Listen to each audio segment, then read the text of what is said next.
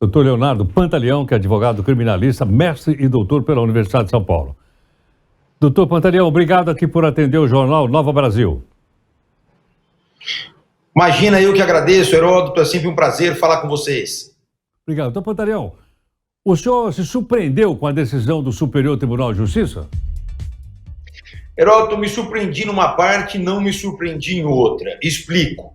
Me surpreendi na execução imediata do cumprimento da pena. Porque, na verdade, nós sabemos que a jurisprudência do Supremo Tribunal Federal é no sentido de aguardar o trânsito em julgado.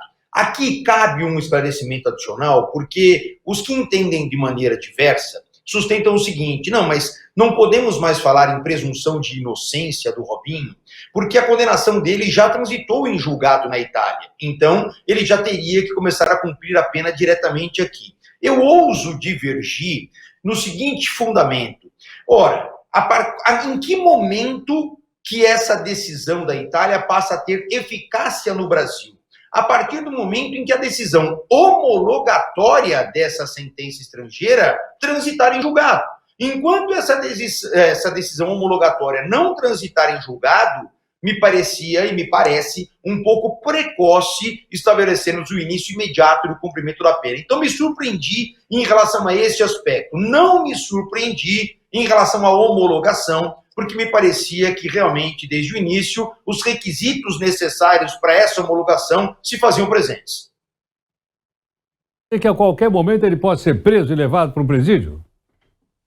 Se, eventualmente, o Supremo Tribunal Federal não reverter essa decisão do STJ através de uma liminar, num habeas corpus, por exemplo, determinando que se aguarde o trânsito em julgado da decisão homologatória, ele pode ser preso. Aliás, essa é a ordem do STJ.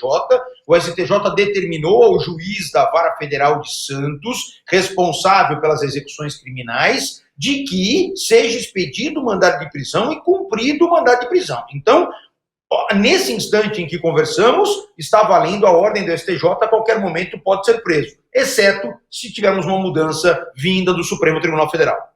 Doutor Pantaleão, a quantidade da pena cumprida atrás das grades na Itália é a mesma do Brasil? Ou eles também lá têm progressão da pena como temos por aqui?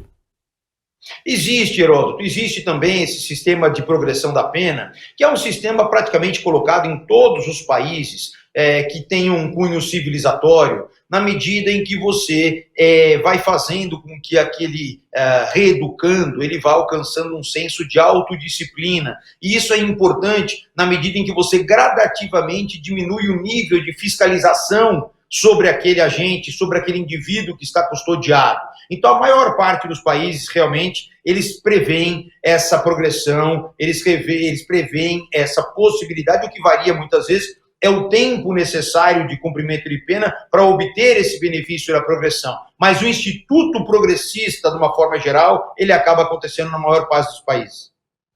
Doutor Pantaleão, essa decisão do Superior Tribunal de Justiça em relação ao Robinho é inédita no nosso país ou não? Olha, ontem, inclusive, foi anunciado pelos ministros do STJ de que já teria acontecido um mesmo julgamento, um mesmo entendimento anterior a esse caso do Robinho, no ano de 2021. É um caso que, obviamente, não foi divulgado pela imprensa, uma vez que talvez o requerido naquela oportunidade não tivesse, claro, essa dimensão que tem o Robinho, mas pelo que eles anunciaram ontem, não foi a primeira vez, já teve um caso anterior e que eles deliberaram na ocasião, inclusive por unanimidade, para poder transferir a execução da pena para o Brasil. Doutor Lado, não houve nenhuma contestação em relação à qualidade da pena sofrida na Itália, ou seja, ele teve direito à ampla defesa, teve direito a advogados, teve direito a apresentar a sua versão dos fatos, etc, etc. Isso tudo foi considerado, vamos dizer assim, dentro da própria legislação brasileira? Isso tudo foi atendido lá na Itália? De acordo com a análise que os ministros do Superior Tribunal de Justiça fizeram, foi resguardado o direito de defesa, o devido processo legal, o direito ao contraditório, isso tudo, segundo os ministros que analisaram a documentação encaminhada pela Justiça italiana, foi preservado, razão pela qual se viabilizou a homologação dessa sentença estrangeira no Brasil. Ontem, o STJ ele não tinha, claro, a atribuição, e nem poderia fazer, de discutir a validade das provas, o mérito, se realmente a melhor interpretação das provas seria no sentido de uma condenação ou não. De acordo com esse acordo de colaboração bilateral, se respeita a soberania da decisão da Itália, desde que resguardados os direitos mínimos da dignidade da pessoa humana, relacionados aos direitos humanos, direito de defesa, e tudo isso, segundo os ministros, foi preenchido na Itália, portanto não haveria qualquer óbice na homologação da sentença. Doutor Pantaleão, a justiça italiana poderia ter pedido a extradição do Robinho para que ele cumprisse essa pena de 9 anos lá na Itália? E poderiam até ter pedido, como de fato parece até que pediram, mas foi negado porque a Constituição Federal veda, né, qualquer tipo de extradição relacionada a brasileiro nato.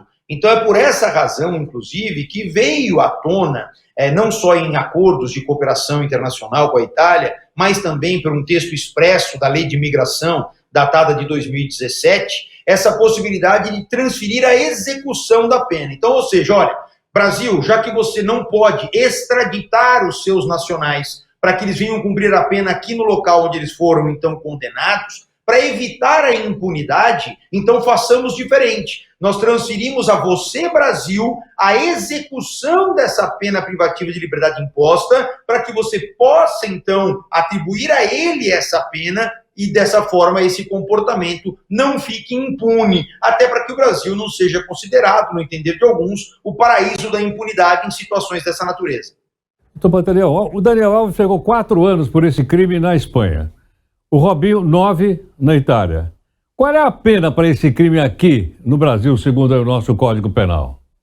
Olha, essa questão é muito interessante, viu, Heródoto? Porque muito se discute que a lei brasileira é uma lei frágil, é uma lei muito, muito pequena, com dosimetrias de penas muito leves, né? E esse fato específico do Daniel Alves nos faz refletir que a realidade não é essa, né?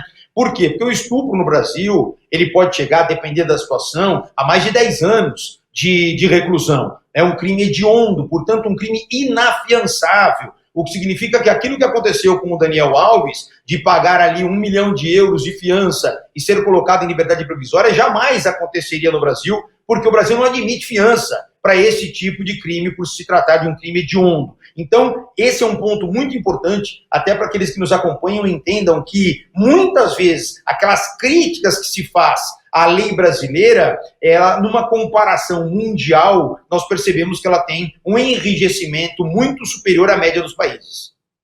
Doutor Pantaleão, tem agravante esse tipo de crime? Haja vista que na Itália, a pena, me parece, chegou a 9 anos, porque teria sido um estupro coletivo. Sim, toda vez que você tem esse tipo de comportamento coletivo, você tem situações que serão consideradas na dosimetria da pena como circunstâncias que agravam a conduta, agravam o comportamento do agente. Então, isso tem sim impactos. É diferente um estupro praticado por um único agente e um estupro praticado por um grupo de pessoas. Então, isso impacta sim na dosimetria da pena e acaba fazendo com que ela fique mais elevada por conta desse cenário, dessas circunstâncias. Doutor Pantaleão, muito obrigado. Eu que agradeço, Heródoto, um prazer em ouvi-lo, até a próxima oportunidade. Muito obrigado, doutor Leonardo Pantaleão, advogado criminalista, mestre e doutor pela Universidade de São Paulo. Está aí, portanto, uma explicação extremamente clara, didática, fácil da gente poder entender, comparativa. Falou do Daniel Alves, falou do Robinho, falou no Brasil. E me surpreendeu. Aqui pode dar até 10 anos de reclusão, acabou de falar agora. É mais do que na Itália. E outra coisa que ele disse, aqui no Brasil, o crime é hediondo. Sendo hediondo, não tem direito à fiança. Então não tem 1 milhão de euros capaz de tirar um cidadão desse da cadeia aqui. Esse é um ponto, entre outras coisas importantes que ele falou. E mais também, dizendo que o sistema de progressão de pena é utilizado em vários países do mundo, não só no Brasil. Não é? Nos Estados Unidos não existe progressão de pena, pelo menos em alguns estados que eu conheço. Mas na Itália existe, na Espanha existe, como ele acabou de explicar agora pra gente. Acho que depois dessa participação do doutor Pantaleão conosco aqui, as coisas ficaram mais claras, com certeza.